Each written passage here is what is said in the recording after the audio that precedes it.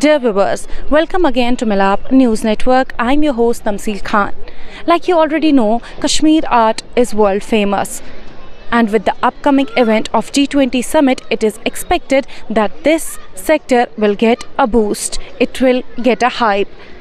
Regarding this, Milap News Network's Zubair Qureshi had a conversation with a famous trader and former president, Kashmir Chamber of Industries and Commerce. Let's have a look. What did he say?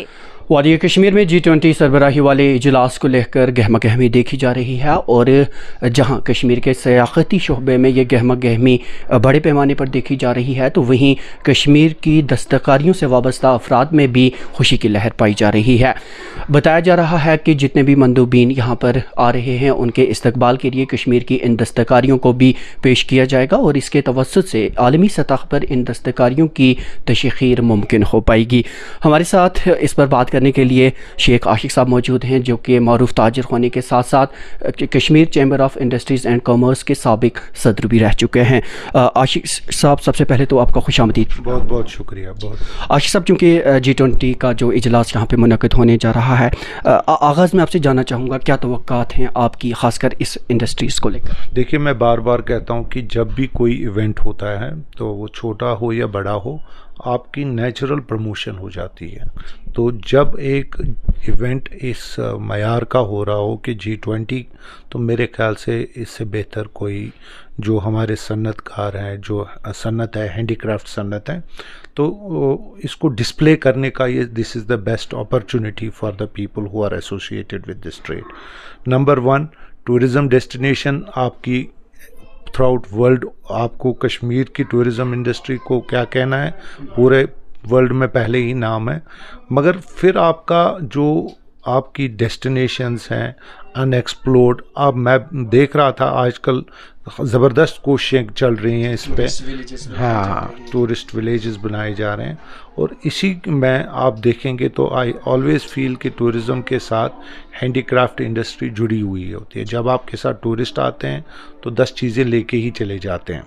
तो this is the best time कि जब हम अपने products को display कर सकते हैं और इस लेवल तक जा सकते हैं कि थ्रू आउट वर्ल्ड इसकी, जो मैंने पहले भी कहा, GI टैगिंग अभी हो चुकी है। हमारे जो भी हैंडमेड प्रोडक्ट्स हमारे यहाँ से जाते हैं, हैंडीक्राफ्ट्स, तो उनकी मैक्सिमम प्रमोशन हो जाएगी, ताकि जो जेन्युइन जो मुंसलिक है इनके साथ, आर्टिस्ट हो, वीवर हो, उनके पास और काम आ जाए।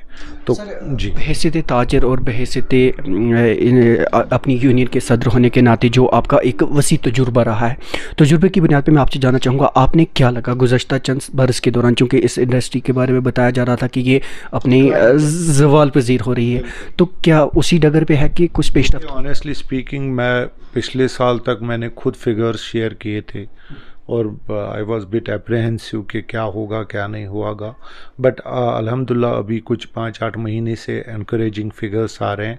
तो मुझे लग रहा है कि अगर स्टेक होल्डर्स मिलजुल के गवर्नमेंट को भी ऑन बोर्ड लेंगे तो बहुत कुछ किया जा सकता है। वो कारपेट इंडस्ट्री हो, पश्मीना इंडस्ट्री हो, लॉट कैन बी डन। और हम कोशिश कर सकते हैं इसमें, अगर ऐसे इवेंट्स आ जाए और फ्यूचर में भी जितने भी इवेंट्स आ जाएं, तो उनको पूरी अच्छी तरह से हम अपने आप को पे डिस्प्ले कर सकें और अपने प्रोडक्ट्स को थ्रू आउट वर्ल्ड में नाम बनाएं और जेन्युइन प्रोडक्ट भेजने की कोशिश करें। देखिए, प्रोडक्ट तो कोई भी बना, कालीन आप देखें मशीन मेड बनते हैं, और जो हमारे पास है प्रिसाइस एक प्रोडक्ट है, उसको हमने उसी तरीके से प्रिसाइसली बेचना पड़ेगा। जी, आपने ऑथेंटिसिटी की बात की, गवर्नमेंट ने भी बड़े अच्छे इकदाम किए और कई हमारी दस्तकारियां ऐसी हैं जिन्हें GI टैगिंग ने भी के ज़ुमरे में भी लाया गया। आप क्या समझते हैं, क्या इससे भी इनको बूस्ट मिला, जो ये एदाद शुमार इंक्रीज़ हुई, उसकी क्या वजह हो सकती है? देखिए, मैं तो इतना आपको कहूँगा ज़रूर कि GI टैगिंग से फ़र्क पड़ेगा और जेन्युइन जो हमारा हैंडीक्राफ्ट है वही भी बेचेंगे हम। और इससे क्या होता है, जो कि हमारे कुछ बैड एलिमेंट्स हैं सोसाइटी में, जो मशीन मेड को in the by the name of handicraft बेचते, उनमें रोक लग सकती है। और इसको मेरे ख्याल से हमने एक्सप्लोर करना होगा थ्रू आउट वर्ल्ड, हमें इसकी प्रमोशन करनी होगी ताकि जो भी टूरिस्ट आता है, जो भी बायर आ जाता है, वो GI टैग्ड ही प्रोडक्ट्स एनकरेज करें और बाइंग करें ताकि मैक्सिमम जो हमारे हैंडीक्राफ्ट प्रोडक्ट हैं वो बिकें। G20 का जो इजलास होगा, चूँकि 20 बड़े ममालिक के जो मंदूबीन हैं वो यहाँ आएंगे, वो जब इन चीज़ों को देखेंगे तो ज़ाहिर है अपने ममालिक में जाकर वो इसकी बात करेंगे, तशहीर करेंगे। आप क्या समझते हैं, इसका फ़ायदा बराह रास्त आर्टिजन्स को मिलेगा, यहाँ के इन लोगों को मिलेगा, या कोई? देखिए, जब भी GI टैगिंग होती है तो उस प्रोडक्ट का प्राइस खुद ब खुद बढ़ जाता है। जब से कालीन का GI टैगिंग हो गया 10 से 15%, तो तब से बढ़ा प्राइस। और अगर ये इसी तरीके से रहा तो मेरे ख्याल से घटने का तो मैं नहीं देख रहा हूँ। Prices are going to increase और definitely this share will go to artisan only, क्योंकि बनाने वाला वही है। जब बनाने वाले नहीं रहेंगे तो बेचने वाले कहाँ रहेंगे? यानी जो शिकायत की जाती थी कि आर्टिजन हमेशा पीछे ही रहता है, उसे पूछा नहीं जाता, तो वो शिकायत दूर हो जाएगी। देखिए, उसमें हम जब डीप में जाएंगे तो हैंडीक्राफ्ट इंडस्ट्री में बहुत कंपोनेंट्स है, कालीन है, शॉल्स हैं। तो इसमें हमने सजेशन दिया है कारपेट इंडस्ट्री में कि कारपेट विलेज हमें चाहिए। अगर हमें कारपोरेट और इंस्टीट्यूशनल सेल्स बढ़ाने की ज़रूरत है, एक्सपोर्ट फिगर्स, तो हमें कुछ इक़्तिदामात ऐसे करने होंगे जो आउट ऑफ बॉक्स हो और जो प्रैक्टिकली पॉसिबल हो हमारे लिए। क्या हम मान के चलें कि इस सनत से वाबस्ता अफराद का और मुतल्लिका महकमे का तालमेल बराबर? नहीं, तालमेल तो चल रहा है।